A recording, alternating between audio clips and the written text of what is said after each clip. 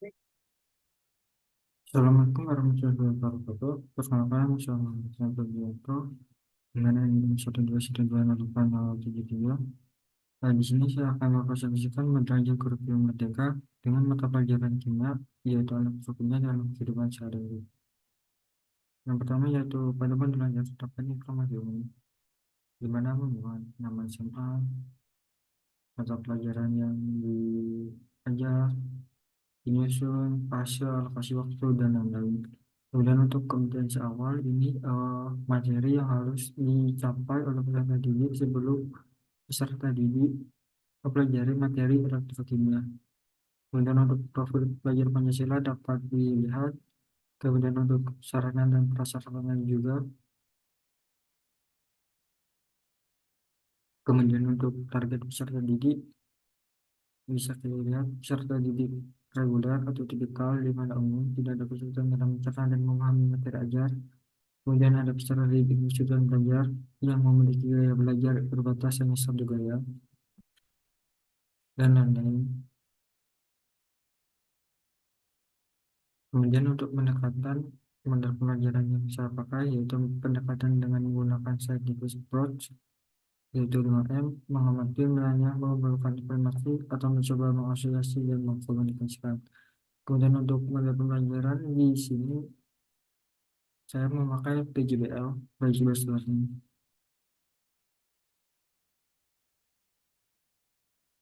Untuk materi ajar dan sumber belajar dapat dilihat untuk sumber untuk guru. Di sini saya memakai Ramonsen dan Petrosi.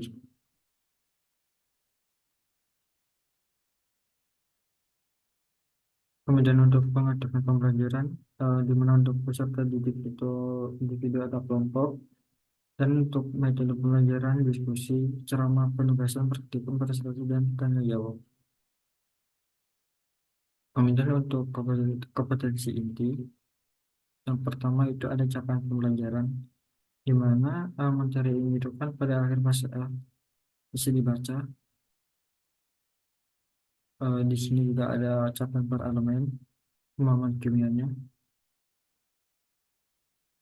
Kemudian untuk keterampilan proses, di mana eh, di sini itu 5M, scientific approach, mengamati mampu memilih alat bantu yang tepat untuk melakukan pengukuran dan pengamatan, perhatikan detail yang relevan dari objek yang diamati, mempertanyakan, merencanakan, dan melakukan penyelidikan, memproses, menganalisis data atau dan informasi, mengevaluasi dan refleksi.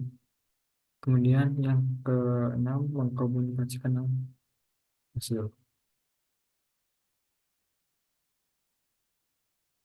Sedangkan untuk TP dan ATP-nya, yang pertama memahami konsep elektrokimia yang berkaitan dengan kehidupan sehari-hari dengan benar. Kemudian untuk tujuan pembelajaran spesifik atau ATP-nya bisa dilihat.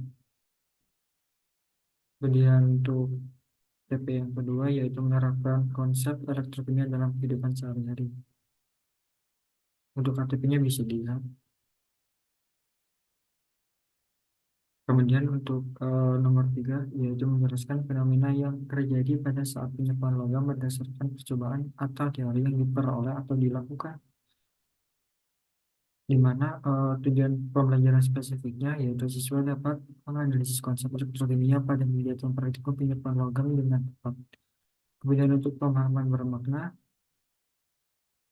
eh, di sini berisi apa yang bisa dipahami siswa dan siswa bisa melakukan apa saja. Bisa dibaca.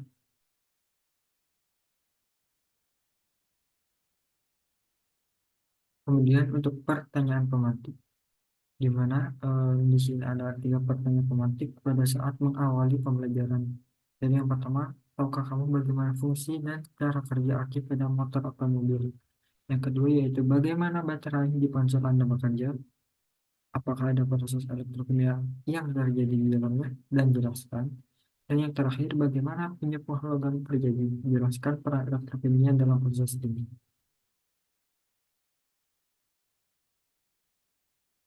Selanjutnya yaitu ada langkah pembelajaran di mana Di sini berisi sintak model pelajaran, deskripsi kegiatan, dan alokasi waktu. Yang pertama, tahapan pembelajaran pendahuluan, yaitu 15 menit, di mana guru melakukan persiapan, persepsi, motivasi, atau pertanyaan pemantik, yaitu memakan dialokasikan waktu sebanyak 15 menit. Bisa kita lihat, guru membuka proses pembelajaran dan mengucapkan salam dan berdoa, di mana ini sesuai dengan profil pelajar Pancasila, yaitu beriman dan bertakwa kepada Tuhan Yang Maha Esa dan berakhlak mulia. Kemudian apersepsi, guru memberikan apersepsi dengan meningkatkan peserta didik tentang konsep yang sudah dipelajari sebelumnya, yaitu tentang struktur atom, ikatan kimia, dan reaksi redoks.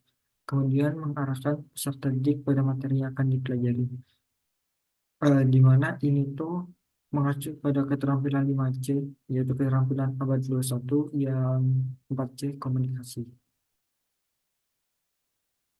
Bisa dilihat. Kemudian untuk tahap pembelajaran inti yaitu 65 menit.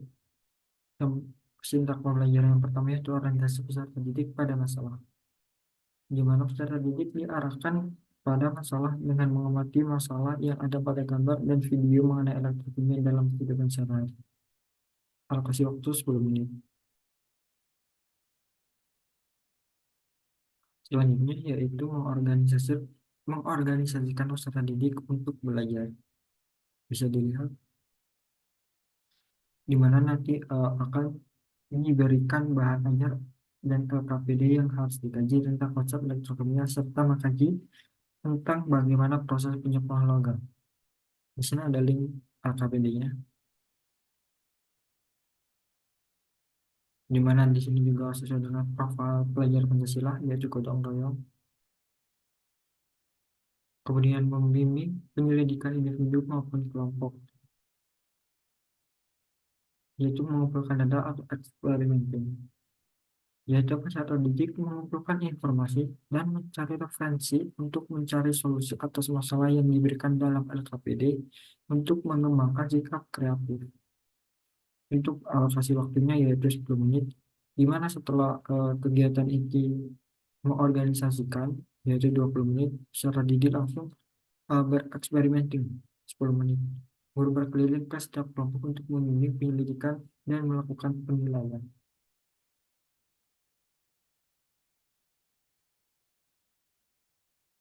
Selanjutnya yaitu mengembangkan dan menyajikan hasil karya, yaitu mengasosiasi. Peserta didik merencanakan dan menyiapkan laporan hasil diskusi untuk mengembangkan konsep ikatan eh, bisa dilihat. Kemudian untuk menganalisis dan mengevaluasi proses pemecahan masalah. Alokasi waktunya 5 menit. Yang terakhir yaitu tahap pembelajaran penutup, alokasi waktu 10 menit, di mana peserta didik dengan bimbingan guru untuk memberikan penguatan atau mereview ulang dan membuat kesimpulan dari hasil kegiatan pembelajaran. Kemudian peserta didik mengerjakan soal evaluasi yang berkaitan dengan materi yang sudah disampaikan pada LKPD dan selanjutnya dapat dibaca hingga guru memberikan informasi terkait rencana pembelajaran yang akan datang dan peserta didik bersama guru berdoa bersama-sama untuk mengakhiri pembelajaran hari ini dan ditutup dengan mengucapkan salam. Kemudian pada modul ajar, di sini terdapat glosarium, glosarium elektrokimia dari A sampai Z bisa dibaca. Di sini ada reduksi, reaksi elektrokimia, voltase, zat diferensial, dan lain-lain. Kemudian untuk referensi modul ajar,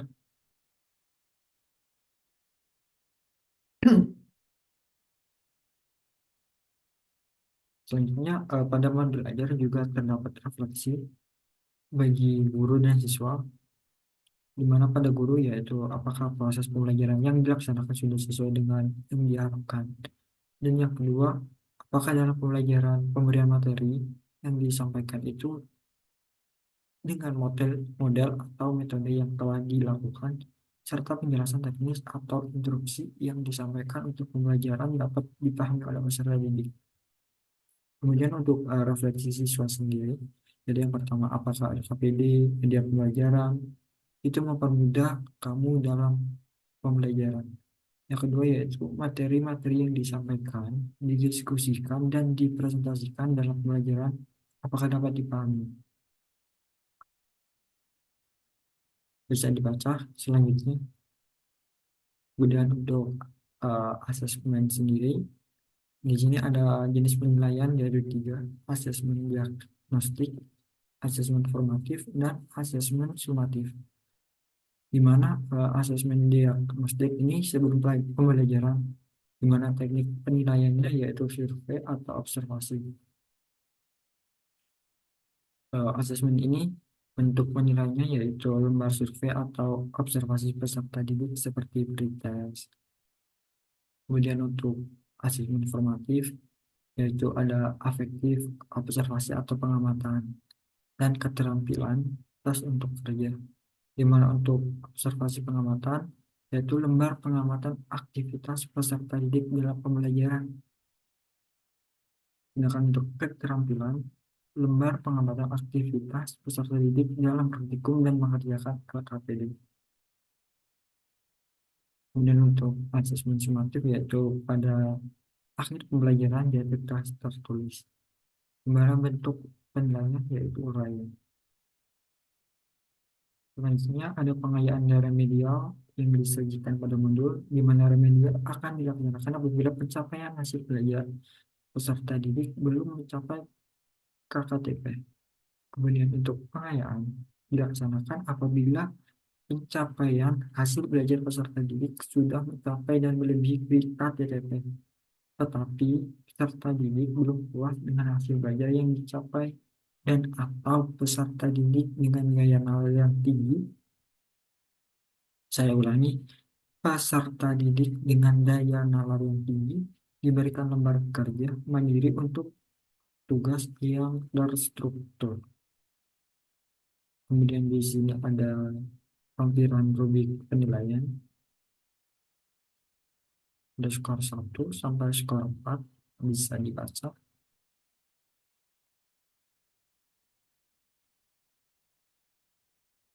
Kemudian di sini ada asesmen informatif,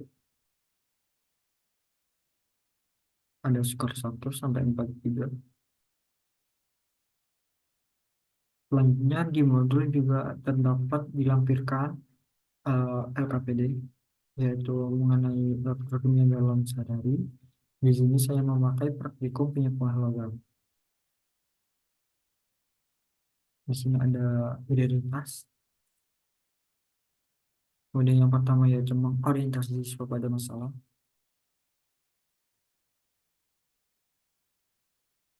Kemudian mengorganisasikan peserta didik, di mana sesudah diorientasikan pada masalah, peserta didik akan diharuskan membuat sebuah rumusan masalah. Kemudian ada proses mengumpulkan data, di mana dari rumusan masalah yang telah dibuat oleh peserta didik diharuskan membuat hipotesis dari pertanyaan-pertanyaan yang telah dikemukakan dari berbagai sumber. Setelah itu, untuk membuktikan hipotesis yang telah dibuat, dilakukan sebuah percobaan di bawah ini, di mana di sini ada tujuan percobaan, alat dan bahan, langkah-langkah dan hasil pengamatan, serta yang terakhir pembahasan. Selanjutnya yaitu mengasosiasikan, di mana peserta didik akan disajikan pada beberapa soal, di mana di sini ada kunci jawabannya juga, sudah ada kunci jawaban. Jadi nanti kalau di-share ke peserta didik, kunci jawabannya tidak dikasih. Yang terakhir yaitu mengkomunikasikan. Nah, setelah menyelesaikan kegiatan belajar ini, tuliskan kesimpulan kesimpulan Anda dan presentasikan di depan kelas, yaitu secara bergantian. Ini terus ada rubrik penilaian KKPD, ada skor 1 sampai 4, dan nanti penilaiannya yaitu skor yang didapat dibagi 16 dikali 100%. Sekian presentasi dari saya. Apabila ada salah kata mohon dimaafkan. Assalamualaikum warahmatullahi wabarakatuh.